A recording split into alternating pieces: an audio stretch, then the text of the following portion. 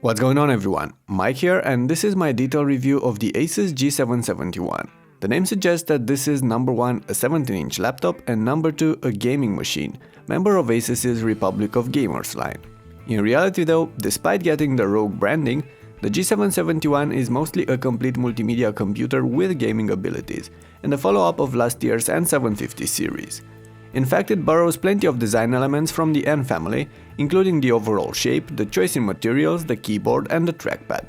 However, the G771 sports a black theme, with dark textured aluminum covering the hood, dark metal used for the interior, and dark rough plastic for the sides and the underbelly. All these are sprinkled with a few red elements, like the chamfered edge and the backlit Republic of Gamers logo on the hood. So overall it looks nice, although perhaps a bit too simple, unlike the aggressive laptops we've seen before in the G family like the G750 or the G75. But maybe some of you will actually appreciate these lines more. However, I do have one other nit with the aesthetics of this machine. While the lid cover and the palm rest are going to show smudges and finger oil extremely easy and are going to be a pain to keep clean, which is just what always happens with dark metallic surfaces. That aside, the G771 is rather massive and large, but at the same time solid build, so it should not mind being lugged around to LAN parties if you can live with the extra heft. You'll find all the needed ports on the sides, including 4 USBs, HDMI, mini DisplayPort and LAN connectors, but also an optical drive. Personally, I would have preferred to have the connectors pushed towards the back of the laptop, but Asus chose to use those spots for the cooling grid on the left and the optical drive on the right. There's also a card reader and some status LEDs on the front lip. Speaking of the cooling grills, I find somewhat surprising that there are very few intake cuts on the bottom of this laptop, and that does have a negative impact on internal temperatures, as you'll see a bit later. On the other hand, the battery is removable and actually accessing the storage drives and the RAM is a very simple task, in case you want to perform upgrades. You'll find more details about that in the written review on ultrabookreview.com. As expected from a 17-inch laptop, the G771 offers a roomy interior, with a large armrest, full-size keyboard and trackpad, plus the speakers placed towards the top.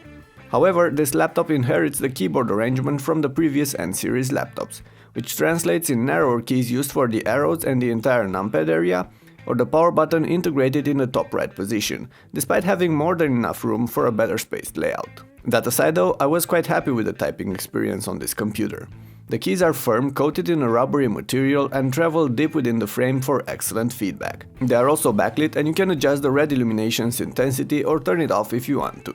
Asus also worked on the aesthetics and added a red border around the WASD keys, which makes them stick out when illuminated and will probably appeal to most of you. The trackpad is fairly good as well, although it doesn't seem to be made out of glass and it's not as smooth as some of the others I've tested lately. It's also clunky if you're actually going to perform physical clicks on it, but this aside, it was accurate and reliable, replied fast to my taps and the various gestures one would perform on a modern computer these days. The screen is another major aspect a laptop needs to ace, and on this version of the G771 there's a 17.3-inch 1920 by 1080 pixel display with what looks like an IPS panel from its wide viewing angle, solid contrast and popping colors. If you want the row numbers for the panel, you'll find them in the written post.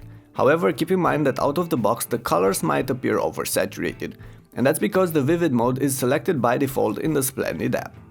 I will also add that this is a non-touch screen with a matte finishing, which paired with the 1080p resolution makes it in my opinion ideal for gaming and eliminates the potential scaling problems or the annoying reflections in bright environments we usually get on higher density touchscreens. Alright, so far we can conclude that the G771 has what is required from a proper gaming machine, with a few quirks here and there like the cramped arrow keys or the limited intake cooling grid.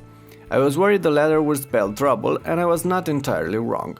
This laptop gets an Intel HQ Core i7 processor, 16GB of RAM and what looks like an overclocked Nvidia GTX 860M chip, and given the 1080p screen, this should allow it to fly in most games even with details set to high or ultra. And it does, just not all of the time, at least not on this test unit, whose CPU and GPU show signs of throttling when playing various titles for a longer period of time, which occasionally translate in stuttering and freezes. The hardware should be definitely capable of handling smoothly what I'm throwing at it, but sometimes it does not. The inner components reach temperatures of around 85 to 90 degrees Celsius, and while these are not as high as some of the other laptops are pushing these days, Asus probably went with more drastic thermal limitations which led to the aforementioned frequency drops. Anyway, I'm not going to draw conclusions here in the video. I'm still performing various tests and I will report in depth on my findings in that written review I was mentioning before. It's the first link in the description and you should definitely check it out if you're really interested in this machine. Gaming aside, the Asus G771 offered a flawless everyday experience. Having the OS on M.2 SSDs leads to fast boot and resume from sleep times, and basic activities as well as all sorts of multimedia content are easy bites for it. The speakers are fairly good as well, pushing loud and decent quality sound, although with little to no bass. And the laptop does not run very noisy either, but it's not quiet, given the two fans inside spinning slower or faster pretty much all of the time. However, I did notice that a distinct area of the interior gets somewhat warm even on light use. And this area sits in the middle of the device somewhere between the I and U keys and the top of the trackpad. And while that's not going to be a major issue, I still found it rather bothering, especially since the temperature increases when running games and other demanding tasks, which can cause unpleasant sweaty hands. The palm rest remains cool though. One final aspect I wanted to mention here regards the battery. The G771 offers a removable one, which I'm sure many of you will appreciate, but it's at the same time rather small. So don't expect more than 3 to 4 hours of daily use from this laptop and under 2 of gaming. Okay, so to wrap this up, I had high expectations from the G771 and it mostly delivered, except for the occasional stuttering in games due to throttling. And if not addressed on the final release units, this is definitely something that could break it for the heavy gamers amongst you. Even so, Asus's pricing policy will need to make the difference here, as the G771 only offers a mid-level graphics solution after all, and can't compete with the higher-end gaming machines out there, including its kin, the G751. That's why this is, in my opinion, mostly a complete multimedia laptop meant to tackle daily tasks, specialized activities, and also games, but from time to time. So it's not a computer designed primarily for gaming, as you might have expected from a member of the Rogue series.